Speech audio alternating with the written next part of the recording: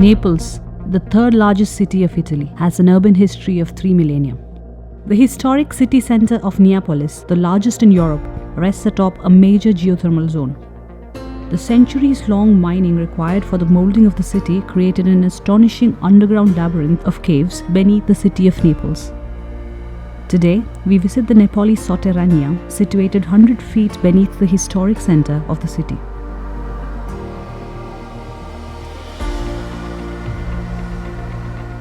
Let us hear the rest of the story of this underground miracle from an official Sotterranea tour guide.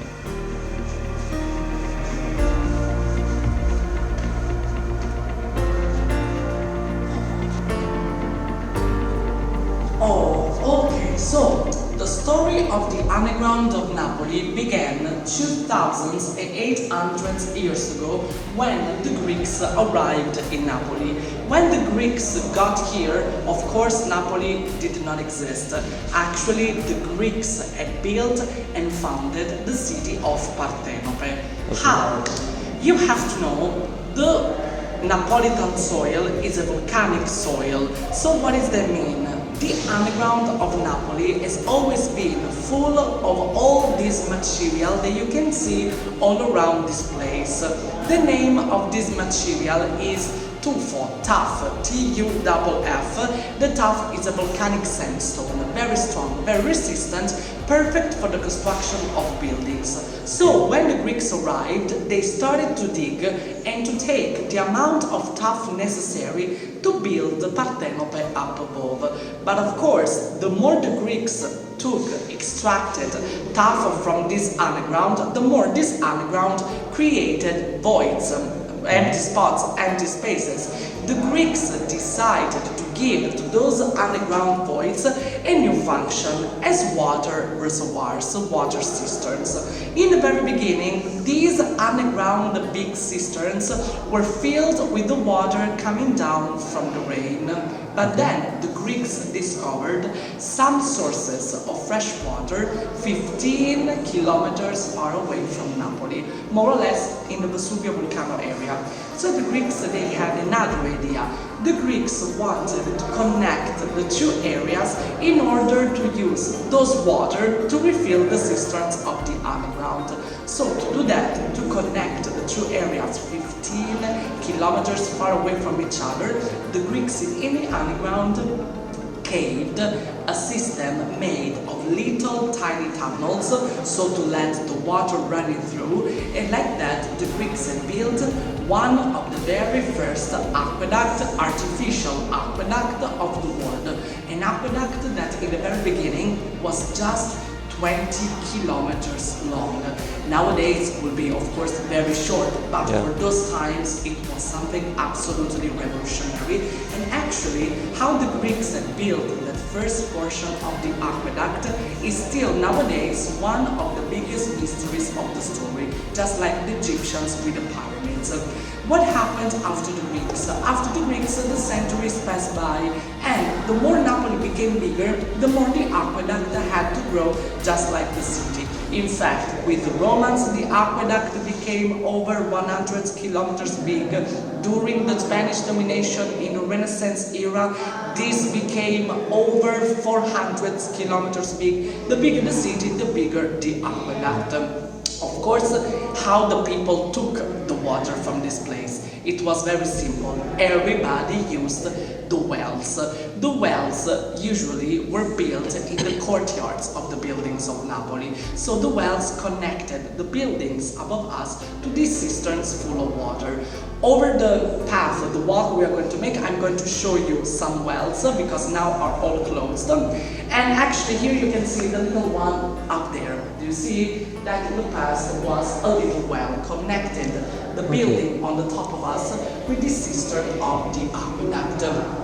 This aqueduct actually was used until 1885. In 1885, all this was shut down because over the centuries, less and less people took care about the aqueduct. At some point, all this system started to damage itself, to contaminate the water. The water was not good anymore. The Napolitans, because of this not good water, started to die of cholera epidemic. So in 1885, it was taken the decision to shut down all this completely, draining out all the water from all the cisterns. So imagine, since 1885, all this huge underground space beneath all Napoli to be empty, nothing was here, unutilized, completely useless. Nobody used this for no reason. So actually it turned out to be the perfect place when 60 years after World War II happened. World War II here in Napoli lasted from 1940 to 1943. In those 4 years, Napoli was the second most bombed city of all Italy. The soldiers, they knew about this underground, so they decided to protect all the Napolitans by bringing all the citizens down here. But before to do that, the soldiers made a lot of adjustments to this place. What did they do? First of all, the construction of the stairs. So the stairs we used to get down here before World War II did not exist. Then the tiny tunnels became, as you can see, large tunnels so the people could walk. Then electricity system, toilets, everything. And so part of this underground became a shelter system that saved over 300,000 Napolitans. Of course, the path now we are going to walk saved only 5,000. I was talking about the entire shelter system. Of course, the Napolitans have not lived here for years all the time, absolutely not. They stayed here only during the bombings. The problem was they never knew before how long the bombing would have lasted. So the minimum time they spent down here has been of 2 days, the longest 5 months, from January to May 1943. Then, in the end of September 1943, World War II in Napoli was officially over. It was the end.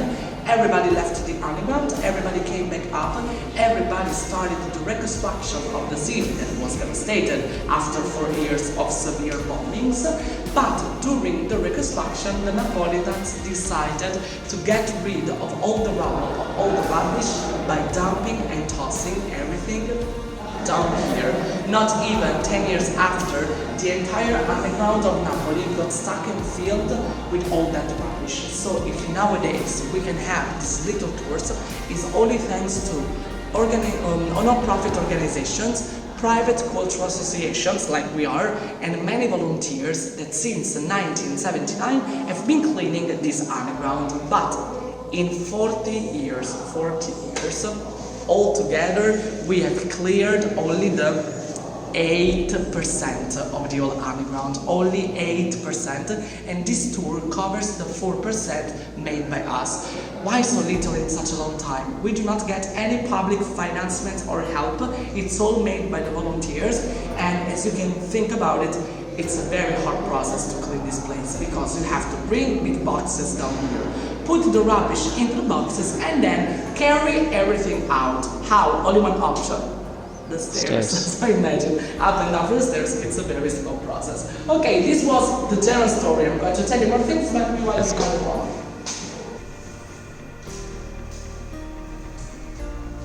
Oh, if you come closer, I want to show you some graffitis made by the refugees when they stayed here in World War II.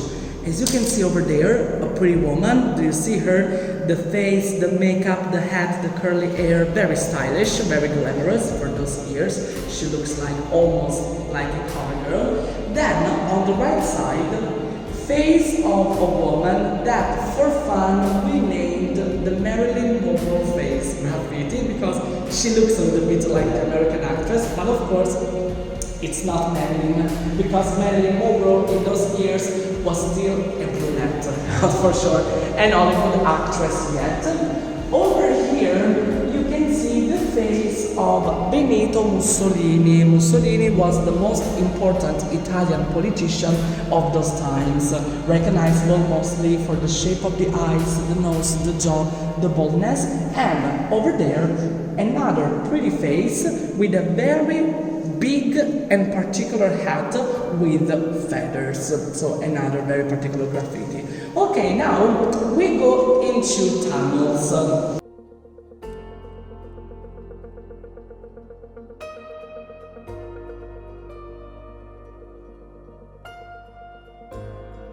Oh, here you can see some of the rubbish, and actually for us it's very hard to clean everything, but over the years for the people was really easy to dump everything in because everybody used the wells to dump everything in. You see up there, that was a stuck one, of course, a stuck well, but that actually was a well. So okay, now we go into this other tunnel, which is a little bit wider, smaller, okay, wider, but, okay, but a little bit lower, okay. just larger but lower.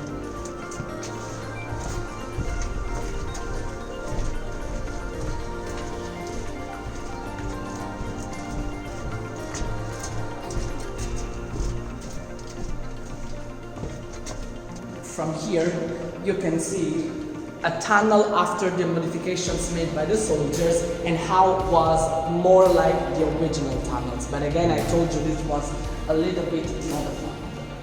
Then, every time you see the names of the streets, the addresses are exactly the same from up above. So we always know precisely the where we area are. where we are. Yes. Okay. In fact, we are in the Chiaia area.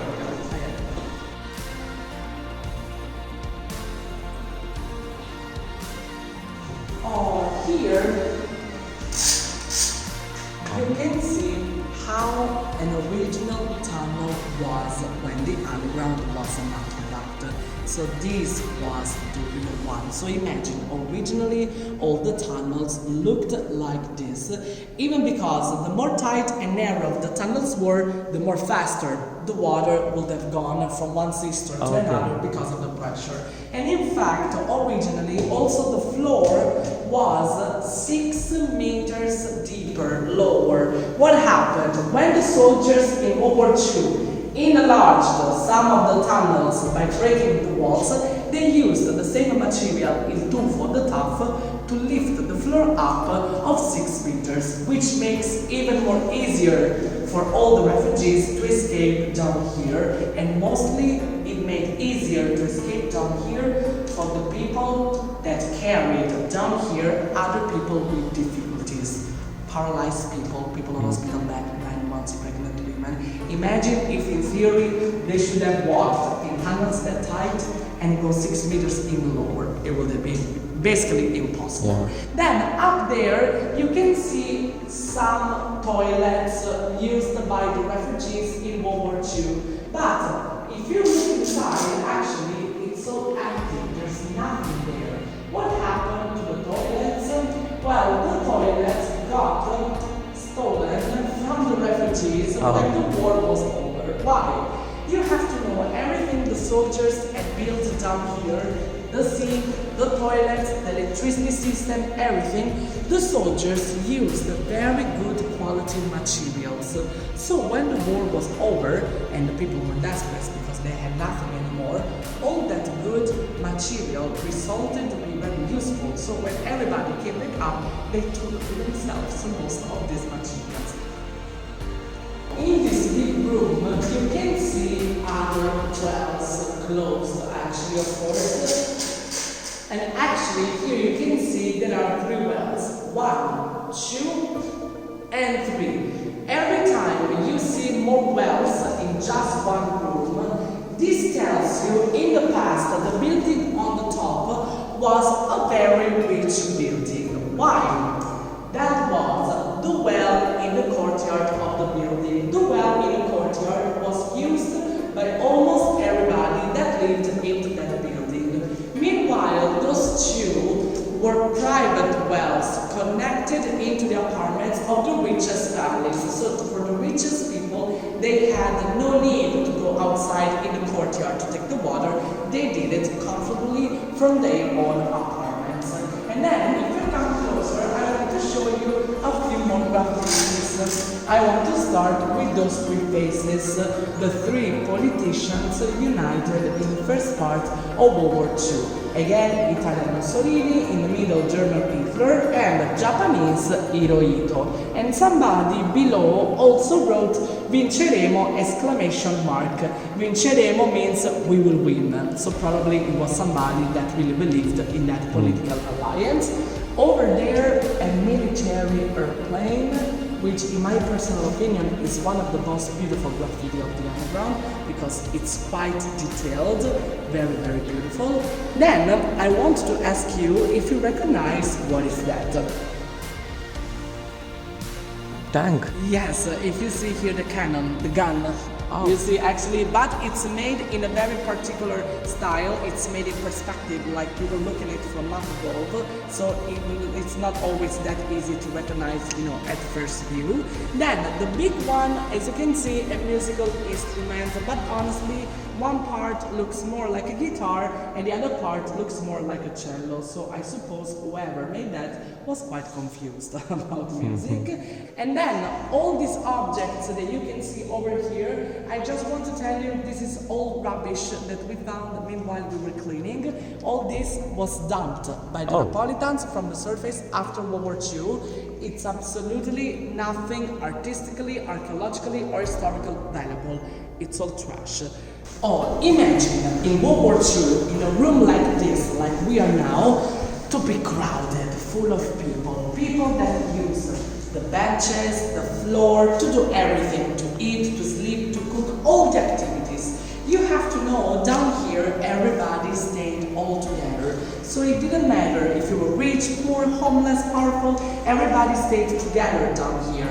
Unfortunately, some of them wanted, claimed and obtained private rooms, private areas, as you can see by looking at this little gate. But the gate is not the craziest detail about this private area. The craziest detail is on the wall. Let's see together what this graffiti says. This graffiti says, riservato al signor Campagna, reserved to Mr. Campagna, Napoli, September 16th, 1943.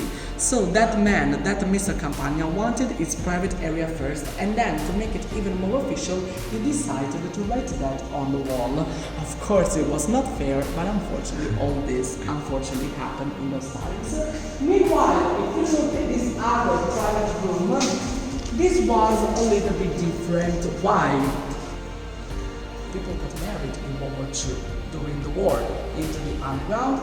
So let's say like this: as a wedding gift, present given from the community of Napoli, of this neighborhood, to the newlyweds, if they wanted, they had the chance to spend the first night of marriage in this honeymoon suite. So this room was used only for that purpose. And if you see over there, one of those couples also left a signature. Anna, Renzo, oggi sposi. Oggi sposi means got married today, just got married. Of course, this honeymoon suite also had curtains, so it was not like movie night, the nights for all the people. They had some privacy, but only about the view, because about listening, it was totally movie night. Everybody listened, everything happened. Then, here you can see the electricity system, the light system built by the soldiers. So the refugees had the lights into the underground, but this worked only because it was connected to the electricity system, the light system of the city of Napoli up above. So if up worked, down worked. You have to know, most of the bombings during World War II all over Europe happened at night. The cities, to protect themselves, they turned off all the lights, total blackout. The problem was blackout up meant blackout down here with all the people. So to avoid very scary situations, the soldiers provided to build this blackout light system, an emergency electricity system that worked independently by using generators of electricity, whose power though was really low, really basic. So from this system it just came out a little string of light, but for the refugees it was still better. They stayed down here in beach light.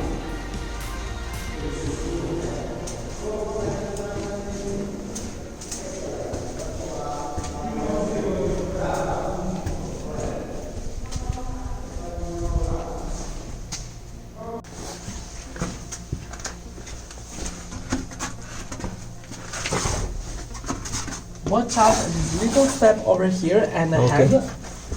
Okay.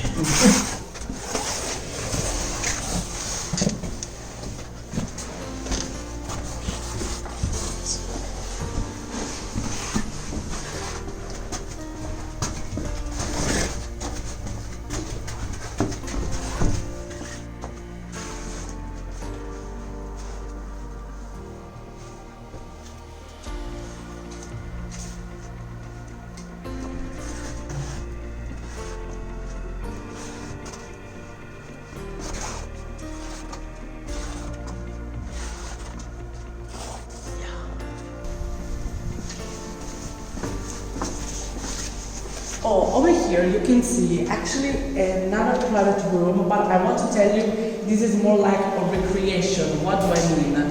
Exactly in that point we found just the bed, and the bed was brought here in World War II, so the bed originally was there. Meanwhile, all the other stuff, some of them was already here in World War II, some other stuff is just rubbish dumped after World War II by the Napolitans, and so we found all these other objects in different spots of the underground, and the associations wanted to put everything together to recreate how was a very fancy look in World War II. But originally, only the bed we found it exactly in the same place. Okay. Then, before to leave, I want to show you a few pictures taken in Napoli during the war. As you can see, two kids talking like nothing happened, while the building and everything around, as you can see, severely damaged because of the bombings.